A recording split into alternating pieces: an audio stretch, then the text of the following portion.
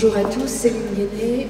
Je suis enseignante-chercheuse ici à la Sorbonne, donc pas très loin. On a parlé plusieurs fois, vous m'entendez bien? Oui. On a parlé plusieurs fois de digital native.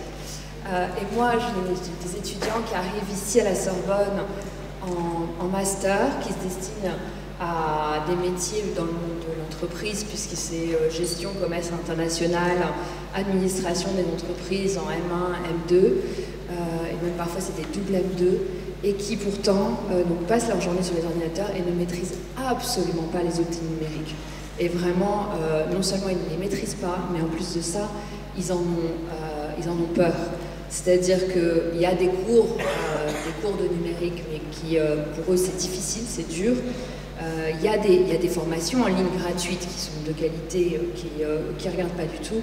Et c'est-à-dire qu'on arrive à des générations, on pense qu'ils maîtrisent l'ordinateur, alors qu'en fait, le seul contenu qu'ils regardent, c'est des contenus récréatifs, des réseaux sociaux, mais qui ne les préparent pas du tout à se sentir autonomes et en mesure d'utiliser les outils numériques qui pourraient les aider professionnellement. Je peux réagir là-dessus. Oui, on pense par exemple à ChatGPT. Alors moi, je suis Luce Albert, je suis maître de conférence en lettres, donc un autre domaine par rapport à Céline. Pour nous, je pense à ChatGPT, mais c'est dramatique. C'est-à-dire qu'on ne peut plus donner une dissertation ou une explication de texte à faire à la maison, puisqu'on corrigerait ChatGPT. Donc à la fin, ça ne nous intéresse pas, vous voyez, puis on en corrige en plus des pages et des pages, parce que ChatGPT est capable de nous faire des copies de 20 pages. Donc c'est un cauchemar. Donc on est en train de revoir un peu nos manières de fonctionner, mais ce que disait Céline qui est intéressant, c'est qu'en fait, nos étudiants n'ont aucun esprit critique, c'est-à-dire qu'ils vont être tout fiers de nous rendre une dissertation de 20 pages dont ils savent pertinemment qu'ils ont fait CTRL-C, CTRL-V, CTRL-C, CTRL-V pour copier finalement le contenu de ChatGPT, qui, une fois sur deux, est erroné. C'est-à-dire que moi, j'ai des résumés de livres ou des choses dont ils me disent page temps, il se passe ça et je vais analyser la scène, qui n'existent pas dans ce livre. C'est-à-dire qu'ils n'ont même pas été vérifiés l'information. Et voilà, donc on a un vrai problème finalement d'esprit critique, de capacité, alors que ce sont des adultes, hein, on parle ici d'étudiants de 20 ans, 22 ans parfois. Moi j'interviens beaucoup en CAPES, en préparation du CAPES et de l'agrégation, hein, donc c'est futurs profs de français de nos enfants. C'est vraiment extrêmement problématique. Je corrobore sur ChatGPT, où en plus, même si on demande aux étudiants d'essayer d'être critiques vis-à-vis de ChatGPT, ils se sentent un peu dépassés, ils ont l'impression de ne pas pouvoir faire mieux que ChatGPT. Et donc il y a vraiment cette sensation que ChatGPT de toute façon fera toujours mieux qu'eux, et ils ne se sentent pas en mesure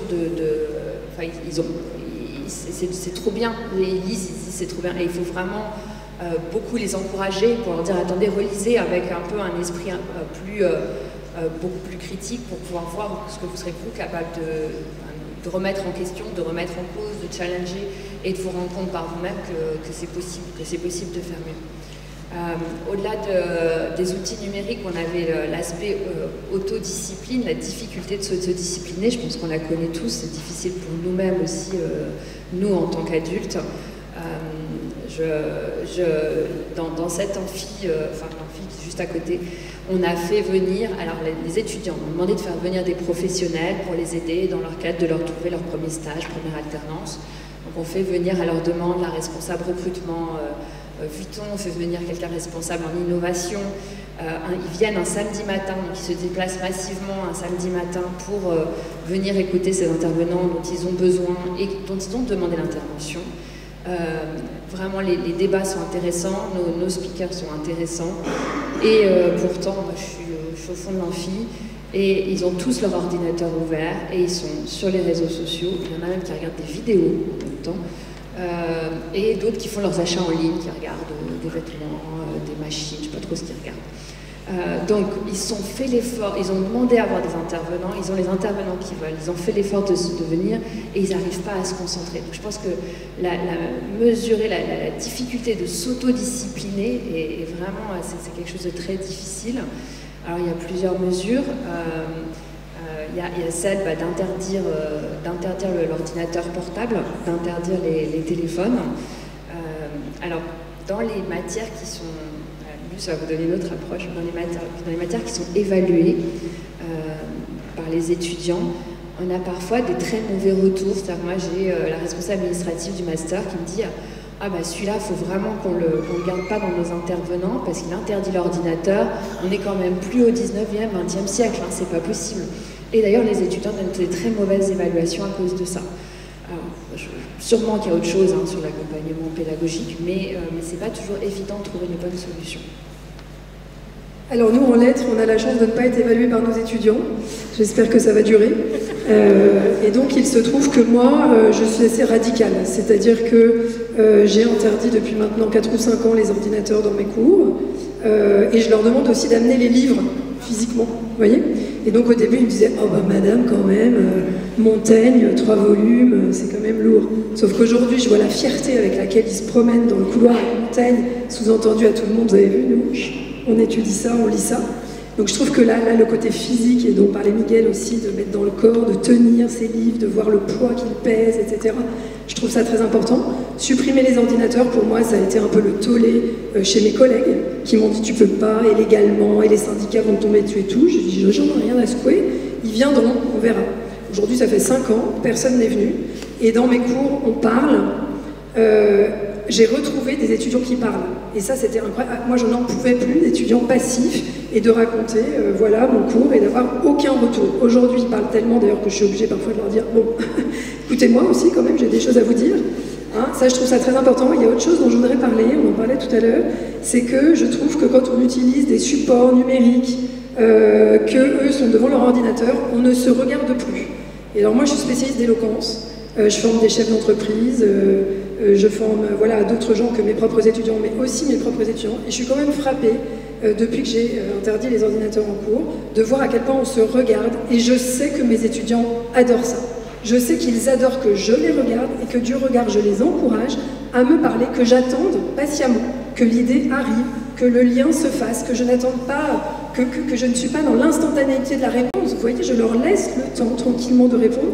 Et eux-mêmes aussi, quand ils me regardent, eh ben, nous échangeons un regard. Je ne suis pas en train de regarder un écran avec eux, vous voyez, comme ça, voilà.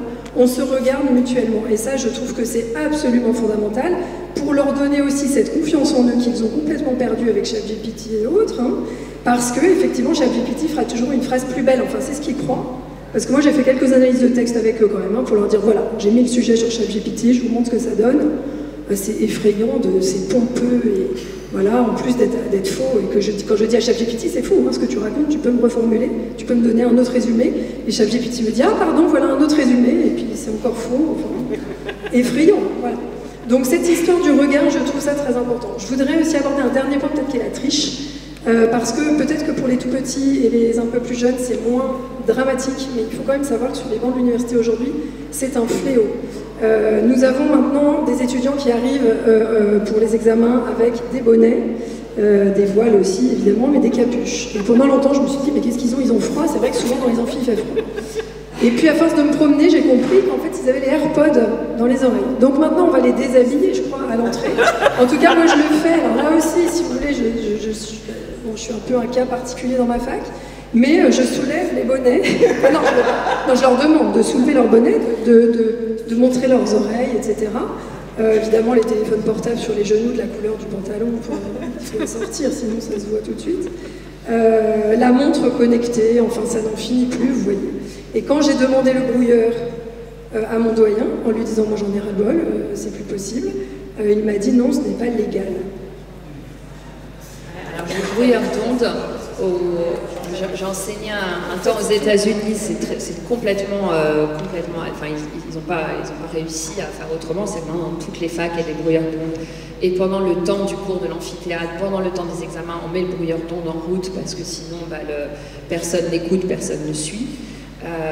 Ici à la Sorbonne, on désactive le Wi-Fi et comme il y a des grands murs avec beaucoup de pierres, parfois on ne capte pas bien un téléphone, donc ça fait on a des brouilleurs d'onde à l'ancienne.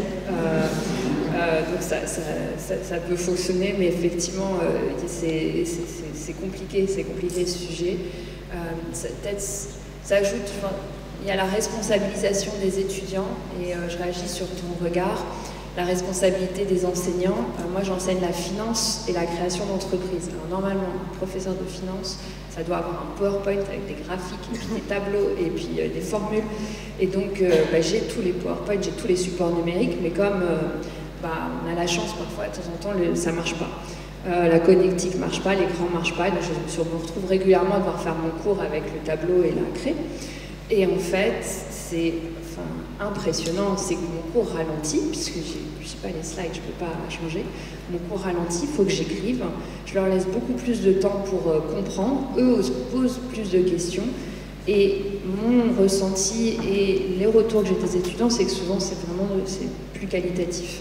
Donc il y a une question de comment nous, avec ChatGPT, on gère ce qu'on donne aux étudiants, ce qu'ils ont à faire, comment nous on leur fait cours, est-ce qu'on regarde notre PowerPoint toutes les 2 secondes ou est-ce qu'on est là avec eux, et puis comment on les accompagne, dans cet univers numérique. Et peut-être pour terminer, je voulais vous partager mon argument massu que j'ai trouvé il y a peu de temps. La jeune génération aujourd'hui est très attachée à une valeur qui est le respect. Il faut toujours respecter ce que dit l'autre, il ne faut jamais contredire l'autre parce que c'est son avis, etc., etc. Ce qui est bien, c'est bien d'être attaché au respect. Et donc, j'ai sorti cet argument massu récemment en disant que quand ils regardent leur téléphone portable, quand je leur parle, ils ne me respectent pas et que moi je ne le tolère pas. Que je viens faire court qu'ils sont libres et adultes d'être là. Et que s'ils ne veulent pas m'écouter, ils peuvent sortir, ils peuvent ne pas venir, mais me manquer de respect en faisant autre chose pendant que moi je parle, ça ce n'est pas tolérable. Et je peux vous dire que l'argument a été reçu de manière vraiment absolue, excellente. Et évidemment que, comme dit Céline, on se le retourne à nous-mêmes en tant que parents avec nos enfants. Je me le retourne à moi-même quand mes enfants me parlent et que je suis en train de répondre à un mail en même temps, etc. Bien sûr que je leur dis aussi, vous ne me verrez pas vous parler, avec un téléphone, en regardant mes mails, en regardant mon ordinateur. Cet argument du respect, il est important, et là, il nous réunit aussi en tant que parents, pour l'éducation de nos enfants, et en tant qu'éducateurs ou professeurs. Merci.